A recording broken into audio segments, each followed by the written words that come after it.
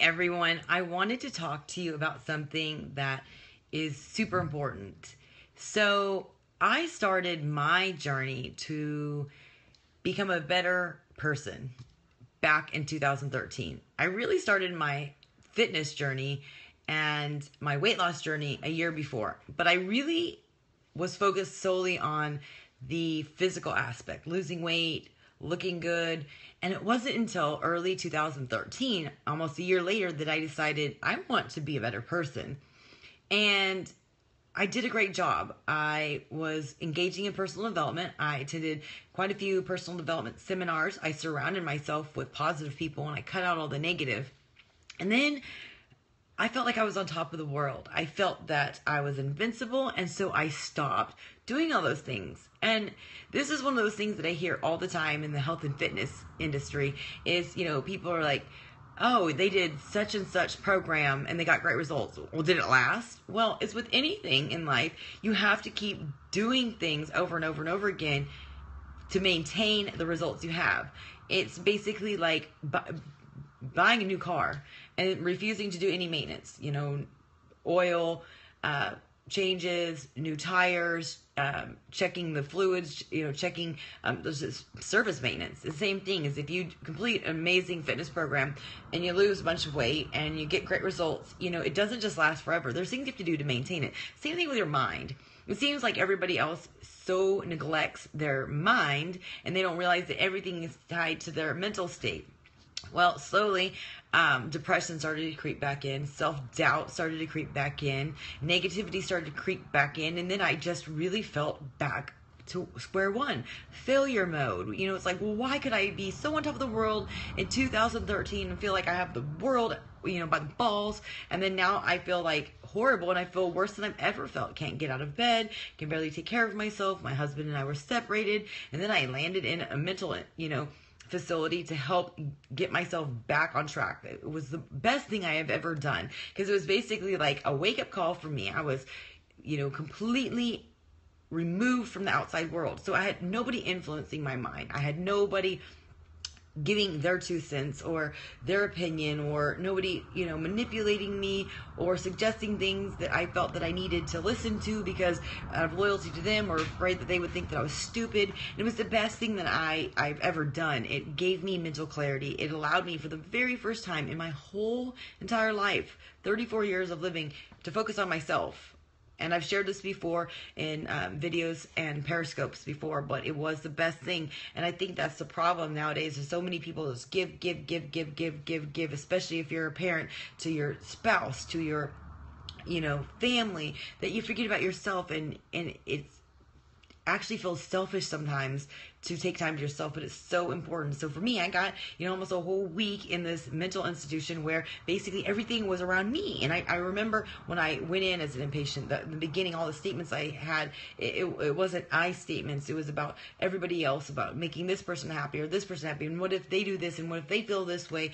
And by the end of the week, it was started talking about and I didn't feel selfish. I felt glorified. I felt like I was set free. And so I wanted to talk to you about how important it is to not neglect yourself. I think we get in this mindset of like, we got to do this for this person. We got to help this person. And if we do this, maybe they'll change their mindset and we'll get them to where they are.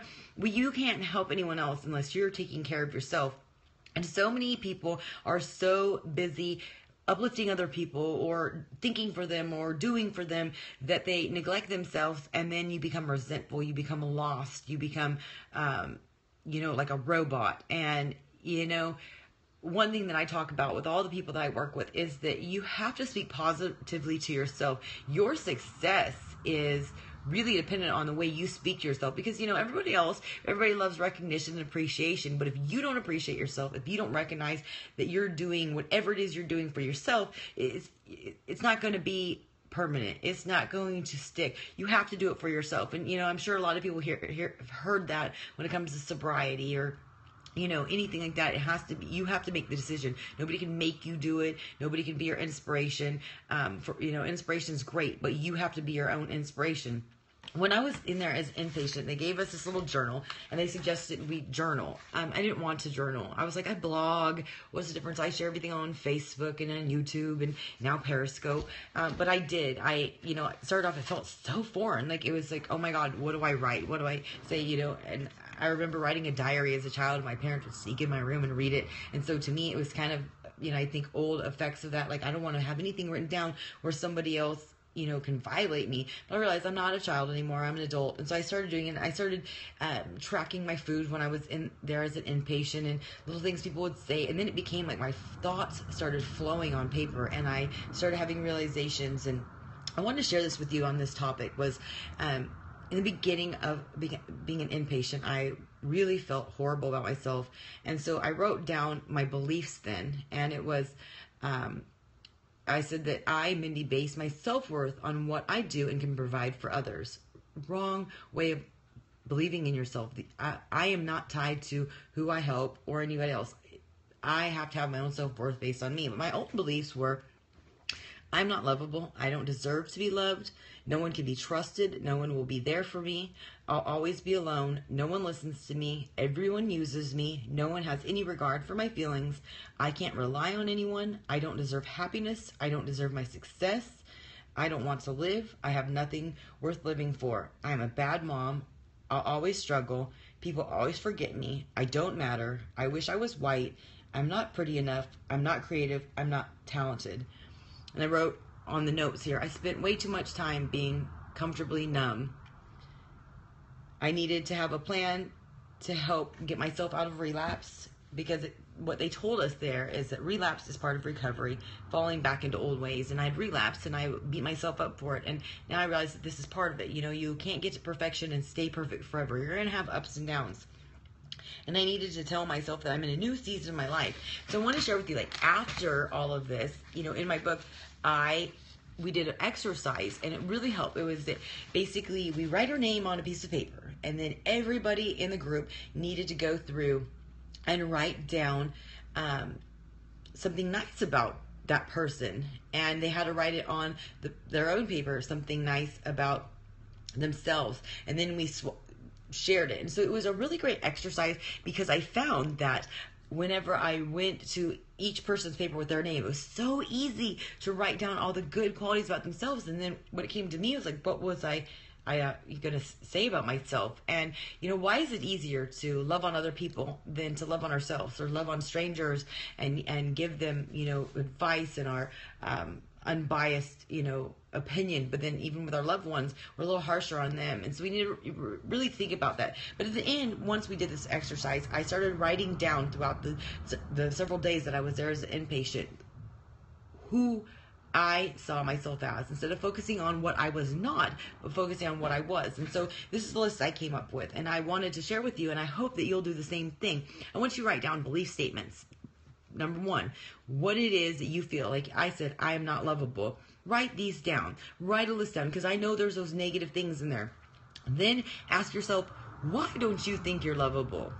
And most of the time, some of these things are just ridiculous, or they're one isolated incident that made you feel this way on a whole. And if you have a hard time, go to one or two of your loved ones and ask them, am I not lovable? Ask for their help.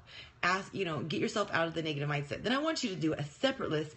And, you may start off the list with just one thing, but build on it, because I have it in like all these different colored pencils and pens, because I built this list while I was in there. But I realized that then I am adaptable, I'm relentless, I'm kind, I'm caring, I'm empathetic, I'm thoughtful, I'm resilient, I'm intuitive, I'm attractive, I'm intelligent, I'm genuine, I'm understanding, I'm tolerant, I'm hardworking, I'm loving, I'm honest, I'm loyal, I'm compassionate, I'm attentive, I'm teachable, I'm selfless, I'm animated, I'm curious, I'm assertive, I'm sincere, I'm giving, I'm aggressive, I'm observant, I'm intense, I'm energetic, I'm witty, I'm insightful. And then my husband added a few things, because I gave him this whenever I came out of the inpatient and I took a day to myself.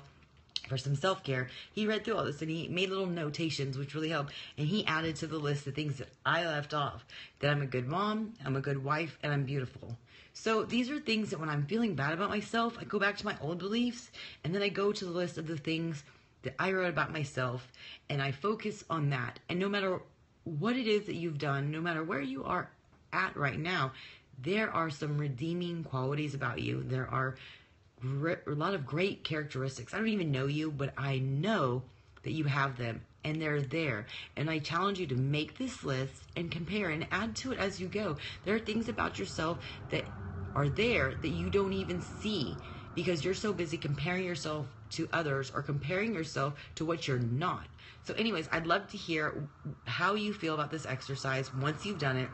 I would love to get progress from you to see as the time goes on what you add to the list and how your old beliefs, and that's what I wrote on the things that I was saying, I'm not lovable, I'm not this and that, as I wrote their old beliefs, because I don't feel that way. I believe that I am important, I am lovable, I am a good mom. And once I started telling myself that and focusing on the good things, I started doing great things. And it doesn't mean that I'm not going to fall into a relapse. It doesn't mean that I'm not going to suffer from anxiety or depression or have stress or things that disappoint me or hurt me for the rest of my life. But I just am going to focus on what I am, and I'm going to focus on helping other people get in the same type of mindset where they start talking to themselves nicely and they start really focusing on their belief statements of what they are instead of what they aren't. This world is cruel. This world is really big on comparison, and comparison is the thief of joy. And I want to help you get in the mindset so you realize that you can do anything that you set your mind to. So I hope that you enjoyed this, and stay tuned for more. I am undergoing intense therapy still once a week, and I'm learning so much about myself, and every day I am engaging in personal development, which helps me really get in the right mindset. It helps me be able to share with you and add value to other people's life, which really is what helps me continue on this path. So stay tuned. I hope you have a wonderful Monday.